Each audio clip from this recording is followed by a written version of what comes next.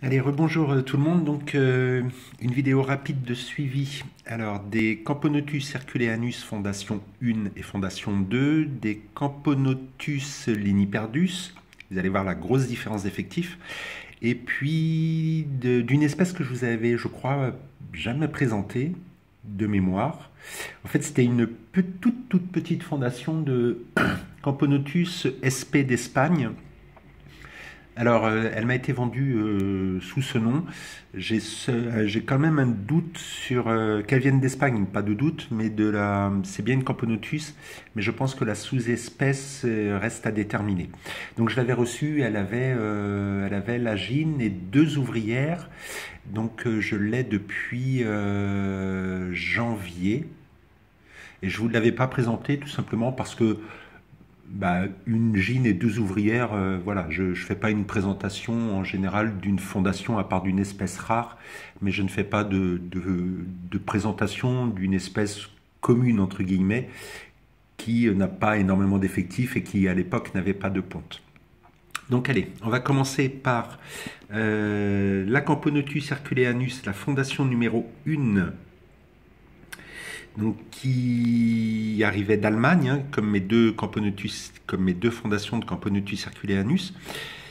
Alors j'en profite de le faire rapidement aujourd'hui, tout simplement parce que les nids, ça y est, n'ont plus de condensation.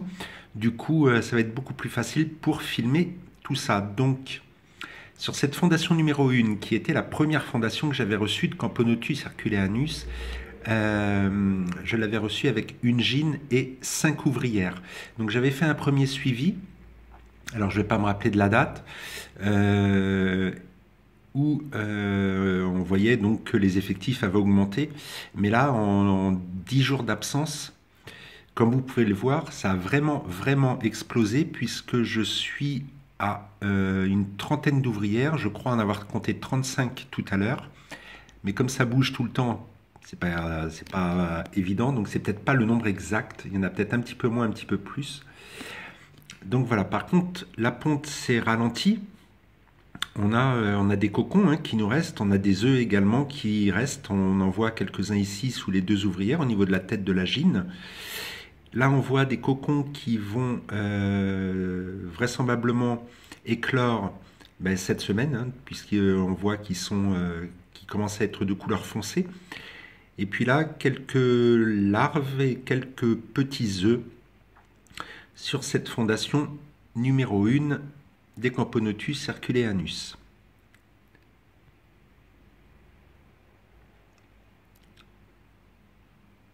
Donc voilà, tout le monde se porte bien. Donc mêmes éléments, même hausse pour la nourriture les concernant aujourd'hui. Donc miel tiède avec du lait. Donc elles sont allées faire le plein parce qu'on peut voir que les gastres de certaines sont bien gonflés.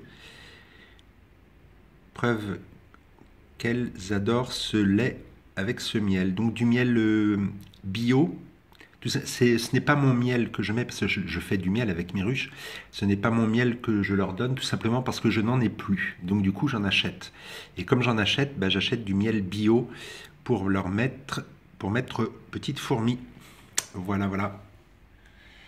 Donc ça c'était la fondation numéro 1. On va passer donc Camponotus circuleanus fondation numéro 2, que j'avais reçue pendant les grands froids qu'on avait rencontrés en début d'année en France. Elle vient également d'Allemagne. Donc là, pareil, la fondation numéro 2 était arrivée dans un état de mort apparente, puisque plus personne ne bougeait. Enfin, je vous ai raconté tout ça déjà. Et là, vous pouvez voir que les effectifs ont également bien augmenté. La fondation 2 a même dépassé en effectif la fondation numéro 1. Je ne sais pas pourquoi, ça vient de la gine, ça c'est clair, mais alors pourquoi, je ne sais pas. On voit qu'il y a encore pas mal de cocons à éclore. Donc là, je suis à peu près en effectif, c'est toujours pareil, hein, parce que ça bouge tout le temps, je suis à environ une cinquantaine d'ouvrières. Voilà, donc ça, Camponotus circuleanus, fondation numéro 2.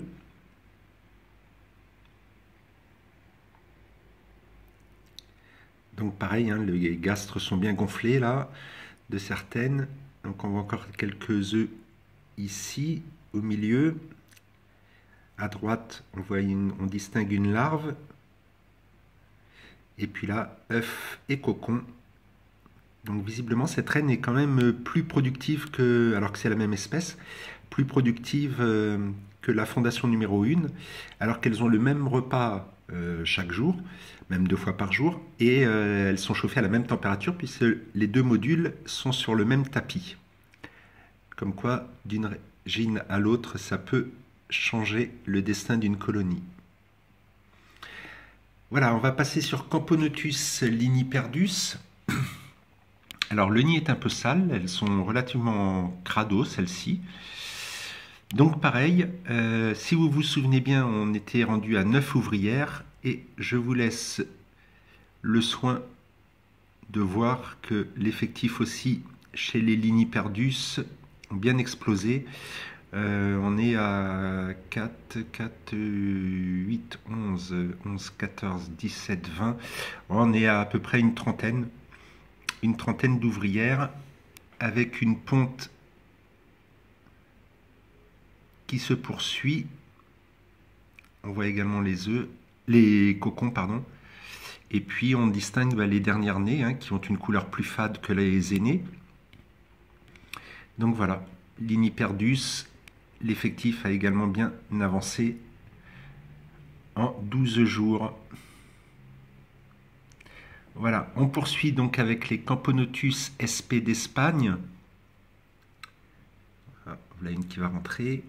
Donc, Gine que j'avais eu ça devait être en décembre ou en janvier.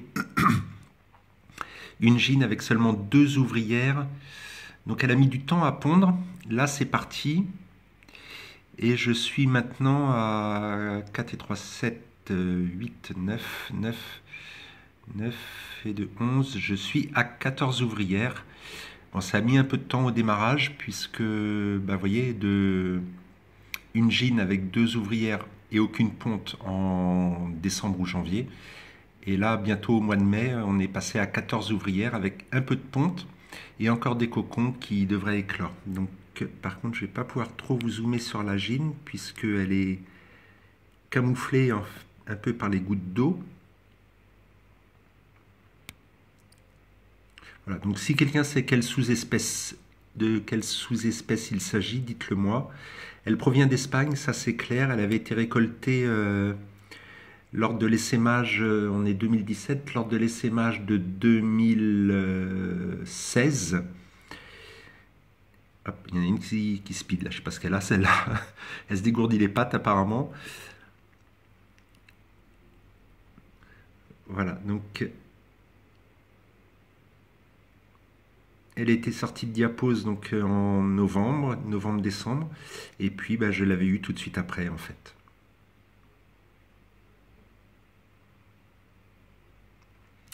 Voilà, et à la limite je peux même vous montrer très rapidement les Nicobarensis, puisque les Nicobarensis je les ai changés de nid il y a environ 1 mois maintenant, tout simplement parce que l'effectif avait bien explosé. Du coup je les ai mises dans un nid beaucoup plus grand. Et on peut voir donc les majors qui ont enfin pris leur couleur normale. La dernière vidéo, on voyait les majors qui étaient de couleur fade en fait.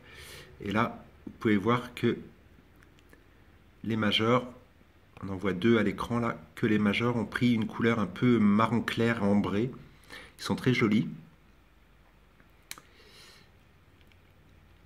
Voilà, donc là pareil, l'effectif a bien augmenté puisque je suis à pas loin d'une 50aine, si ce n'est pas une 60aine d'individus maintenant dans cette colonie depuis qu'elles ont changé de nid.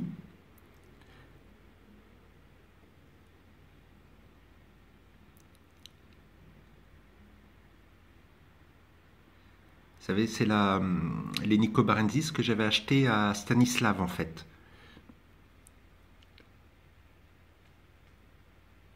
Voilà, là on voit qu'il reste, je leur ai mis il y a 2 jours un petit grillon, il ne reste pas grand chose de la bébête. Donc là, vous voyez, l'humidification était un petit peu trop forte. Du coup, pareil, là, je vais laisser tout ça sécher avant de reprendre le rythme normal. Donc on a encore quelques cocons à éclore, de la ponte toujours. Le développement c'est légèrement... Enfin la ponte c'est légèrement abaissé depuis qu'ils ont changé de nid. Le nid est vraiment grand pour eux, vous voyez, je vous le montre là. Mais je n'avais que ça de dispo. Et puis au moins là je suis tranquille pour quelques temps. Parce que quand la gine va reprendre son rythme de ponte normal, le nid sera rapidement trop petit, j'ai l'impression.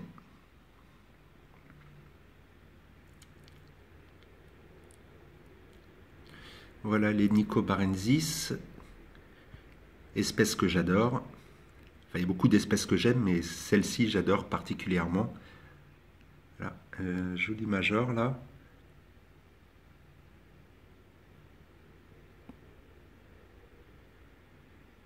Là, on distingue la gine devant nous.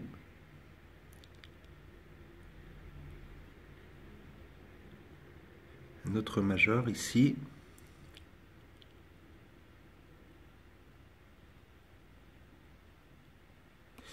Voilà pour les Nicobarensis. Et puis je vais m'arrêter là parce qu'on va arriver à 12 minutes. Donc je ne vais pas trop vous lasser.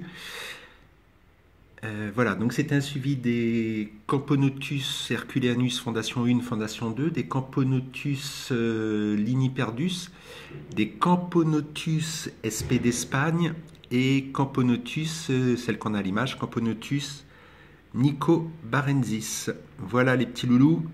Allez, je vous souhaite une bonne après-midi en ce mercredi. Et puis je vous dis à très vite pour un suivi des autres espèces que j'ai pour votre plaisir et aussi pour le mien. Voilà, allez, bonne journée à tout le monde. Babouille!